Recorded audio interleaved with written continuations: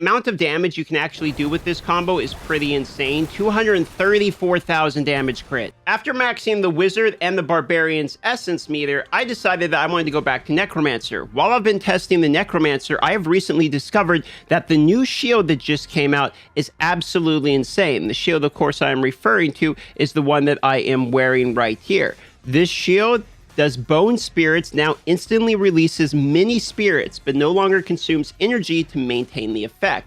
Effectively, what this does is creates a cone that AoE bursts damage and has multiple casts. This now is a stack, meaning you can have 2 of these stacks. What's especially interesting about this is you compare this with the new chest plate. For instance, if you scroll down here to take a look at the new chest plate, Bone Spirit's damage is increased by 56%, or this goes up to 65% once you are full Essence Mastery to feared enemies. Well, that seems like a very unique condition until you realize that if you scroll down and take a look here, the Communal Rib, Bone Spirits has a 20% chance to inflict fear on enemies lasting 2.1 seconds. So what you can effectively do is use the Bone Spirits that hits multiple times to have a high chance to proc the fear, which will then increase the fear's damage off of the fact that you have the chest plate. The chest plate itself will also increase Bone Spirit's damage if you have an Awakening on it, giving you an opportunity to really have some insanely high burst damage. For instance, part of the reason the Shimmerlimb build is so good is because there's so many other essences for the monk that increases your Shimmerlimb damage with things like Gloom, etc., which is why this nukes absolutely massively. We can sort of do the same thing as well with the Necromancer. You see, between the Awakening as well as the Essence, this is 66% increased damage and would go up to 75% once I get the next Essence Mastery. We have another 16% here, and we could awaken this again if I had more Awakening gems, but I just don't have that strong of gems. So for that reason, between the 2 of these right now, we're looking at 82% increased Bone Spirit's damage while it is feared. Now, there is multiple ways to get fear, and most of them are going to have to do with the pants. For instance, proximal fear in PvP is probably going to be your best, most reliable, as it makes it where you can't be targetable while you're trying to fear them. That way you can get out of fear and instantly do the damage. But there is other variants of fear. For instance, the Grim Scythe one that's going to fear somebody if they've been killed within 3 seconds. You see the Gilded Nightmare. But there is also the new fear pants that allow you to instantly fear upon teleport. With all of these bonuses, it looks pretty strong. You fear somebody to get the bonus, and then you shoot them, and they die, elite pack or not. What's kind of interesting, though, is if you actually use the non-new one, if you use the Skull Spirits, the Drifter's Fair, the damage combination that you can get is actually pretty high.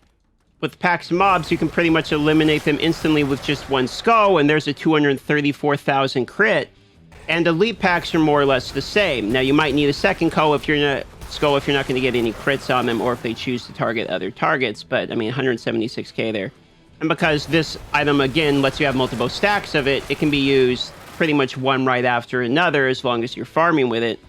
But more importantly, it's also usable upon death, allowing you to, while you're dead, still deal damage. Even while they're feared, you'll still get the same bonus, allowing it to be somewhat useful in PvP to have guaranteed damage. However, it also allows you to CC even after death. If you use the Communal Rib, while the Bone Spirits are floating around, even while you're dead, they can still be fearing the enemies in PvP. This will allow your skull to do the fear by itself and not actually need you to use the proximal fear. However, the chance is only 20%, so in farming, this isn't as consistent as single targeting down 1 person in PvP, as well as the combination of the multiple Bone Spirits will give you more opportunities for the fear, except it won't be up while you're both dead and doesn't have as high as massive singular crits, but will still optimize and pump out good amounts of DPS. So if you actually look at how this works, when you have a fear available in the cone, just looking for a minion here real quick, here we go with some elites, you can see this will fear them at a much higher rate, and then the second one will do additional damage. This allows you to have another guaranteed type of fear. This is a type of fear we basically did not have before, now that we have this cone, because we compare it with Communal Rib. This can be further optimized by using a 4-piece here or a 2-piece of Feasting Barons. The 4-piece will increase their damage, but you can also use a 2-piece. And then I use a 2-piece of the Vithus, which increase the duration of all beneficial effects. This effectively makes them be feared longer. This will keep your Proximo Fear, the Wraith form, up longer, so that way you can come from a longer distance and have a safer time with the Proximo Fear, get more people feared in the meantime. But then the 4-piece bonus is also going to increase the damage you're done to fear people. We're going to pair that with the Chip of the Stone Flesh, which when they have total loss of control, including fear, you inflict the explosive curse on them, making them have more damage that happens as an explosion, up to 45%, for instance, in my circumstance, of the maximum base damage. So because this is going to be a large amount of burst damage right after the fear happening with the Bone Spirits, you're very often going to be hitting the cap of this base damage. Now, if you are less concerned with the Bone Spirit's huge bonus damage and what you really want to do is just be extremely difficult to deal with in PvP, then you're once again going to go with Zoominant's Backbone. The reason you're going to go with this is because you still get your Bone Spirit's Fear, you get your Pillars, you get your Knockup. The only thing you're changing out in this build for PvP is going to be not having your Bone Armor, but you will have more CC than any other variant of the build before. You have two forms of Fear CC with both Proximo Fear, as well as we have the new Cone here with the new Bone Spirits with the new Offhand. So that gives you 2 varieties of fairly consistent fear. You can see there.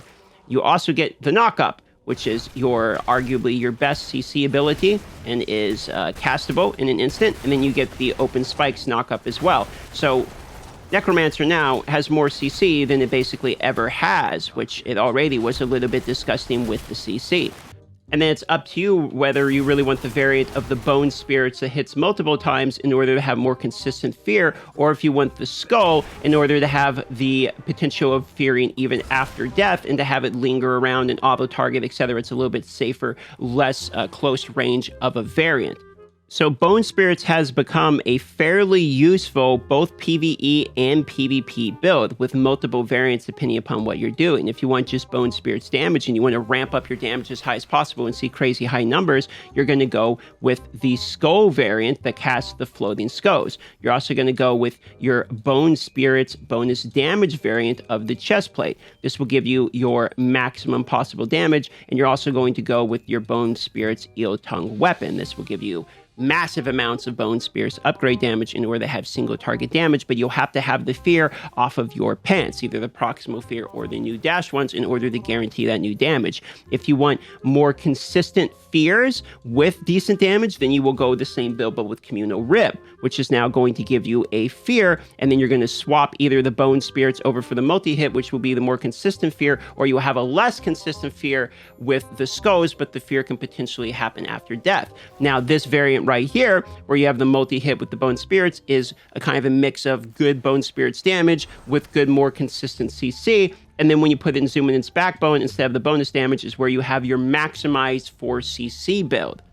The amount of damage you can actually do with this combo is pretty insane. 234,000 damage crit. Now, if you like seeing high damage builds, there is another extremely high damage build that we just discovered for the Wizard, and I'm going to show that new essence right up here, so click on this video to see one of the most ridiculous essences in the game for Wizard.